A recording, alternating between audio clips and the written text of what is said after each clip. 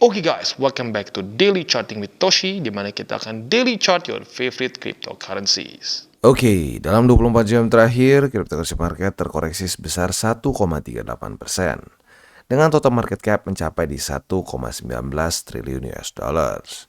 Dan untuk Bitcoin dominan sendiri kita bisa lihat dalam 24 jam terakhir meningkat sebesar 0,13%.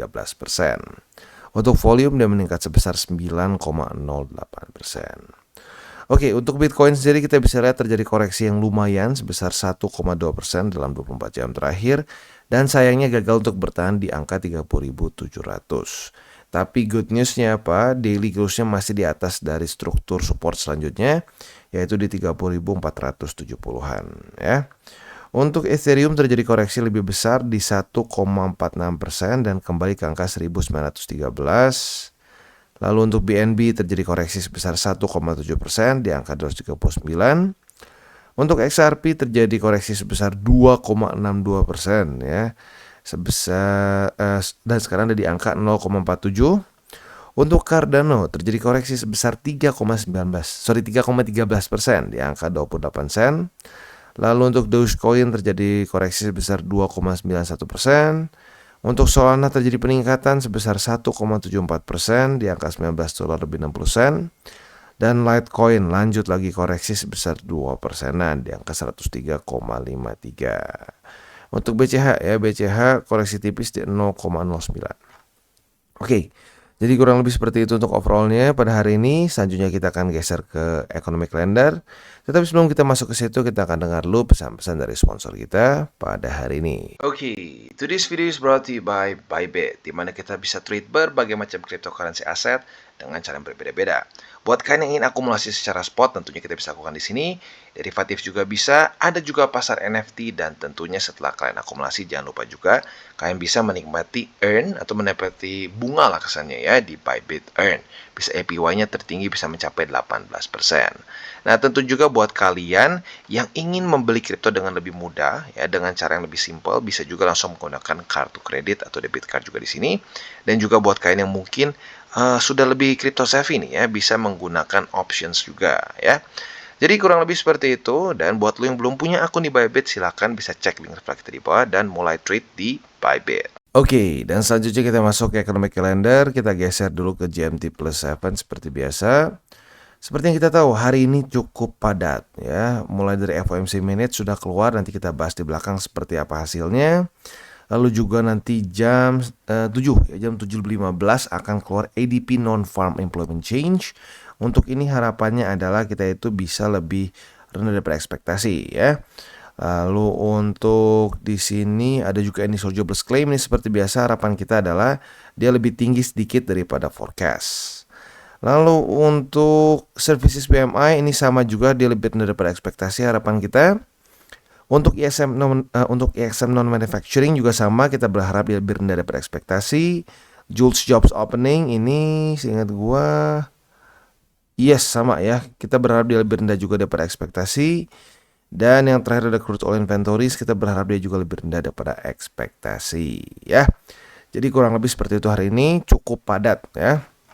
Untuk besok kita intip sedikit ya. Untuk besok dari US ada lagi keluar average hourly earnings. Lalu juga akan ada non-farm payrolls lagi. Ada juga unemployment rate. Dan udah itu aja ya. Jadi kurang lebih seperti itu untuk economic calendar kita pada hari ini dan besok ya. Sekali lagi 2 hari ini cukup padat. Oke, sekarang kita akan langsung masuk ke the Feds ya, atau Feds minute ya. Nah, di mana di sini mereka sudah memutuskan bahwa, atau lebih tepatnya di Juni ini mereka sudah memutuskan bahwa mereka akan men-stop dulu ya. Dia akan meng-hold off raising interest rate, dan dia ingin mengassess apa saja impact dari 10 hike sebelumnya ya. Nah, this is good. Artinya Juli ini tidak akan ada peningkatan interest rate ya. Berarti risk on asset in general punya sedikit nafas lah untuk bisa naik ya. Lalu selanjutnya kalau kita di sini juga untuk FOMC kali ini ternyata beberapa dari member ini punya disagreement ya.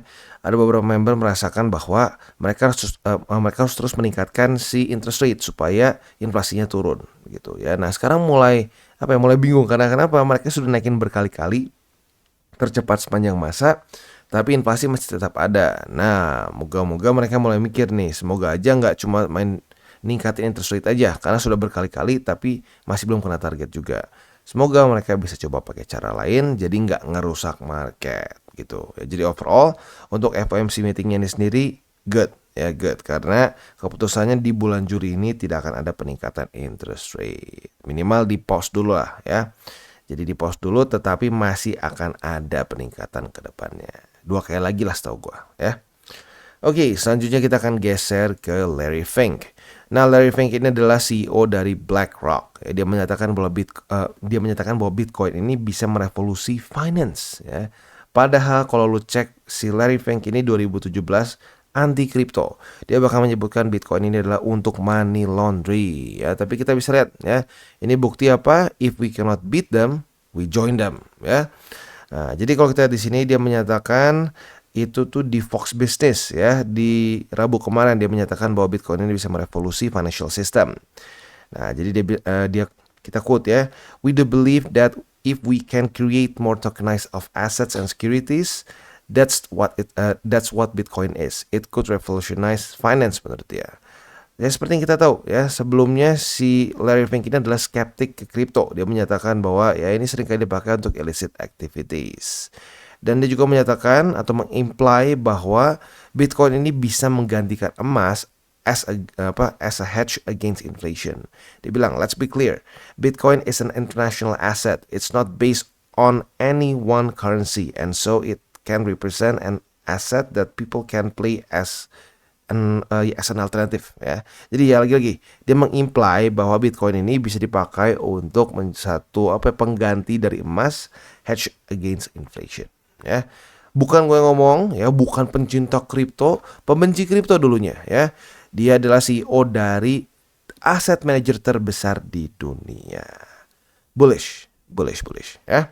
Nah, jadi makanya gitu ya, kalau sampai banyak orang yang bilang kayak, wah Bitcoin begini, Bitcoin begitu, wah Ponzi ya. Ya nggak apa-apa, mungkin lu kayak Larry Fink masih di 2017 berpikirnya bahwa Bitcoin itu adalah suatu alat untuk money laundry ya. Jangan salah, ini orang pintar banget kok ya. 2017 juga mikirnya kayak gitu. Nah, mungkin lu di cycle selanjutnya mulai kepikir untuk beli Bitcoin kayak Larry Fink ya. Oke, selanjutnya kita akan geser ke TA. Untuk TA kita bisa lihat kondisinya dibilang bagus enggak ya, dibilang bagus enggak. Tapi dibilang jelek banget juga ya. Oh, enggak juga sih ya. Masih membuat suatu lower high. Sayangnya dia jebol ya, dia daily close itu di bawah dari 30.700. Ya, well RSI-nya gue pikir kemarin udah cukup, ternyata kayaknya masih kurang ya. Nah, jadi untuk sekarang PR dari Bitcoin adalah bertahan dari 30.473, dan kalau bisa nih, ini kan udah konfirmasi nih retest 1 retest 2. Kalau bisa dia rally dan daily close di atas dari 30.700. Itu harapan gua untuk Bitcoin di daily ya. Nah, selanjutnya adalah kalau bisa dia bertahan lah di antara 31.159 sampai 30.400-an. Ya, bertahan di sini lah, bertahan di sini konsolidasi. Nah, sampai MA20 menjemput karena sudah semakin dekat ya. Nah, saat sudah dijemput, semoga saja dia nanti rally lagi ke atas dan membuat suatu higher high ya. Oke, selanjutnya kita akan geser ke weekly. Untuk ke weekly harapan kita adalah ya kalau weekly masih sama seperti kemarin sih ya. Bertahan di sini. Kalau dia nggak punya momentum, bertahan aja di sini nggak apa-apa. Tunggu sampai bull support band menjemput ya. Jadi itu kurang lebih untuk Bitcoin secara daily maupun secara weekly ya. Nah, selanjutnya kita akan geser ke indeks dolar. Untuk indeks dolar tidak sesuai harapan ya. Kita bisa lihat di sini indeks dolar malah menguat kemarin. Jadi ini mungkin adalah penyebab utama kenapa Bitcoin terkoreksi dengan lumayan signifikan ya. Ya dibilang gede banget enggak sih, tapi lumayan lah ya. Karena indeks dolar berhasil menembus 103,13. Jadi sekali lagi ya, ini lagi bukti bahwa korelasinya risk on asset dengan indeks dolar ada korelasi negatif ya. Nih lihat, bukan cuma Bitcoin, Nasdaq, S&P, Dow Jones, kita lihat semua dalam 24 jam terakhir semuanya terkoreksi. Jadi lagi-lagi ya, kita butuh apa? Kita butuh indeks dolar yang melemah ya. Nah, semoga saja di sini dia mulai kehabisan ya kehabisan momentum lah ya, kehabisan momentum, dan mulai daily close lagi di bawah dari 103,13 ya. Jadi kurang lebih seperti itu untuk makronya ya. Selanjutnya kita akan geser ke buy limit. Tetapi sebelum kita masuk ke buy limit, gue akan disclaimer dulu bahwa semua konten dari Toshi Crypto Indonesia ini bukanlah financial advice. Ini semua adalah bentuknya edukasi ya. Lalu bagaimana cara untuk mendukung TCI? Ada banyak caranya. Lo bisa like our video, bisa share our video, atau juga bisa menggunakan link referral kita di bawah. Dan buat lo yang sedang mencari hardware wallet, lo bisa pertimbangkan untuk beli di Encrypt. Karena Encrypt ini adalah authorized reseller dari berbagai macam brand yang ada di sini. SafePal, Ballet, lalu ada OneKey, Trezor, dan seterusnya. Jadi nggak perlu lagi deg-degan mikirin ini asli atau enggak, ini secure atau enggak, atau jangan-jangan ini scam atau bukan ya. Oke, selanjutnya kita akan geser ke buy limit. Dan kita masuk ke Bitcoin. Untuk Bitcoin kita bisa di sini ya. Ini bukan buy limit kedua. Jadi kemarin kan buy limit pertama itu di 30.700. Nah, buy limit kedua itu di 29.897 dan buy limit ketiga di 29.489. Ya, jadi untuk sekarang buy limit yang masih bisa kita pasang adalah di 29.800-an dan di 29.400-an ya. Untuk posisi futuresnya kita sudah dapat posisi long lagi karena retest 1, retest 2 sudah terjadi di 30.473. Nah, RSI-nya oke nggak? Not the best, tapi kalau sesuai SOP ini kita udah dapat posisi long. Target TP-nya adalah di 30.700-an ya. Nah, mungkin buat lo yang cenderung konservatif nanti udah dekat ke jam 7 belum kena target TP duluan silahkan ya. Buat lo yang agresif ya sudah di hold aja. Siapa tahu sesuai dengan volatility yang kita inginkan ya. Nah, untuk posisi shortnya otomatis tinggal kita balik logikanya. Retest 1, retest 2 di 30.700 sebagai resisten. Kita bisa buka posisi short dengan target TP kita di 30.473. Dan selanjutnya kita geser ke Ethereum. Dan untuk Ethereum bisa dibilang cukup mirip-mirip kondisinya seperti Bitcoin ya.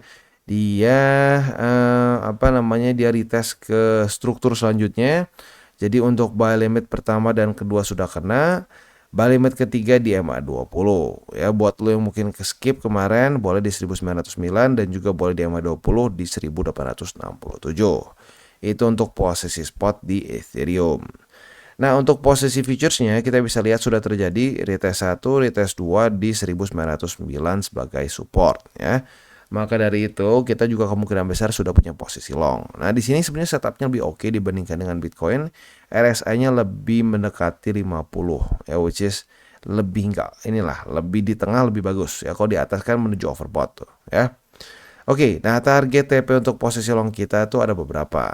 Target TP pertama yang lebih konservatif di sini biasanya nih ya di 1924. Itu adalah struktur yang terbentuk di tanggal 1 dan 2 Juli kemarin ya. Nah, untuk target TP yang lebih agresif boleh pertimbangkan di 1943. Untuk posisi shortnya tinggal kita balik logikanya. Retest 1, retest 2 di 1943 sebagai resisten, kita bisa buka posisi short dengan target TP kita di 1909. Dan selanjutnya kita masuk ke Cardano. Untuk Cardano kita bisa lihat ya terjadi classic double top di sini ya. Classic double top. Dan sekarang sudah retest ke buy limit pertama di MA20 ya. Untuk buy limit keduanya masih sama di 26 sen dan buy limit ketiga kita di 25 sen ya. Itu untuk posisi spot di Cardano. Untuk posisi futuresnya sudah terjadi retest 1, retest 2 di MA20 sebagai support. RSI juga di bawah dari 50, artinya oke lah ya. Kita bisa pertimbangkan untuk buka posisi long dengan target TP yang lebih konservatif itu di upper band, which is di 30 sen pas lah ya. Kita turunin sedikit di 30 sen pas. Lalu untuk daripada 30 sen lebih enakan di sini ya, di struktur yang kemarin. Sekalian aja biar enak ya. Nah, struktur double top kemarin yaitu di 29 sen ya. Itu untuk posisi longnya. Nah, untuk posisi shortnya tinggal kita balik logikanya. Retest 1, retest 2 di 29 sen sebagai resisten. Kita bisa buka posisi short dengan target TP kita di MA20 ya. Jadi kurang lebih seperti itu untuk setup di Cardano. Dan sekarang kita masuk ke Litecoin. Untuk Litecoin kita bisa lihat posisi short kita sudah kena target TP. Ya, congratulations buat lo yang sabar. Ini lumayan besar jujurnya ya secara persentasenya. Kalau kita cek di sini, buat lo yang sudah buka posisi short dari pembahasan kita mengenai LTC ya, itu sudah profit sebesar 12%-an lah kalau kita bulatkan ya. Not bad at all. Untuk posisi spot jangka pendeknya sudah kena yang pertama buy limitnya. Buy limit kedua nanti bisa di $93 atau mungkin bisa juga di MA20 yang sudah semakin dekat di sini ya. Nah, kembali lagi ke posisi futures. Posisi long sudah kita dapatkan di sini ya, retest 1, retest 2. RSI-nya not the best ya, mendekati overbought. Jadi ini mungkin kita bisa buka posisi long apabila lo lebih cenderung ke agresif ya. Nah, target TP di mana? Target TP-nya kalau lo buka posisi long ada 2. Buat yang konservatif bisa di 107,07 dan buat yang lebih agresif boleh di 114,28. Sekali lagi, untuk posisi long di sini cenderung lebih agresif ya, cenderung lebih high risk karena RSI-nya masih lumayan tinggi ya. Nah, untuk posisi short lo bisa pertimbangkan apabila dia gagal mempertahankan 102,08. Kalau dia jebol ke bawah sini, retest 1, retest 2 menjadi resisten, kita bisa buka posisi short dengan target TP kita di $93 lebih 80 sen. Oke, dan sekarang kita geser ke XRP. Untuk XRP kita bisa lihat kondisinya sudah lumayan berubah ya. Jadi untuk sekarang kemarin kan buy limit pertama gagal reclaim di sini ya. Jadi mesti ngomongin buy limit kedua, tapi yang 20 sempat udah mulai turun juga. Sempat reclaim sedikit tapi gagal lagi. Jadi untuk sekarang buy limit secara spotnya biar aman yaitu di buy limit ketiga saja di 45 sen. Ya, sekali lagi untuk buy limit secara spot ya XRP di 45 sen ya. Nah, untuk posisi untuk posisi futuresnya kita sudah dapat posisi short kemarin. Karena retest 1, retest 2 sudah terjadi di MA50 sebagai suatu resisten ya. Nah, target TP-nya di mana? Target TP-nya ada beberapa. Lu mau paling konservatif boleh di sini di 47 sen. Mau sedikit lebih agresif boleh di 46 sen. Lu maksimum agresif boleh pertimbangkan di 45 sen ya. Itu untuk posisi shortnya. Nah, untuk posisi longnya untuk sekarang mungkin masih sama kayak kemarin ya di 45 sen. Apabila terjadi retest 1, retest 2 di sini sebagai support, kita bisa buka posisi long. Target TP-nya kemungkinan besar nanti bisa di MA20. Jadi kurang lebih seperti itu untuk DCWT kita pada hari ini. Sekali lagi gue ingatkan pada hari ini sangat padat jadwalnya ya. Jam 7 malam akan ada ADP Non-Farm Employment Change, akan ada Initial Jobless Claim, akan ada juga nanti Services PMI, ada juga ISN Non-Manufacturing PMI, ada juga di sini apalagi Jobs Opening, dan terakhir ditutup dengan Crude Oil Inventories. Jadi siap-siap, hari ini kemungkinan besar akan lumayan mengguncang market ya. Jadi buat lo yang konservatif, ingat mulai jam 7 malam, kalau lo punya posisi futures yang belum kena target TP juga tapi sudah profit, kalau lu konservatif sekali lagi ya, lu bisa pertimbangkan TP duluan. Buat lu yang agresif silahkan menikmati ombaknya. Oke guys, jadi itu adalah akhir dari segmen DCWT kita pada hari ini. Dan jangan lupa bagi kalian yang merasakan manfaat dari segmen ini, jangan lupa untuk share ke teman-teman kalian. Dan apabila lu pengen mensupport channel kita, ya TCI, jangan lupa untuk menggunakan link referral kita di bawah. Nggak wajib ya, tetapi apabila lu menggunakan link referral kita di bawah, ada macam-macam ya, dari Bybit, Huobi, Maxi, toko kripto, dan banyak lagi ya. Ya, walaupun nggak wajib, tapi kalau menggunakan link referral kita, lu secara langsung membantu perkembangan dari TCI. Dan satu lagi, jangan lupa juga untuk join Telegram group kita, di mana kita bisa ngobrol-ngobrol santai mengenai dunia cryptocurrency secara dua arah. So, jangan lupa untuk like, subscribe, click the bell icon, and see you on the next video.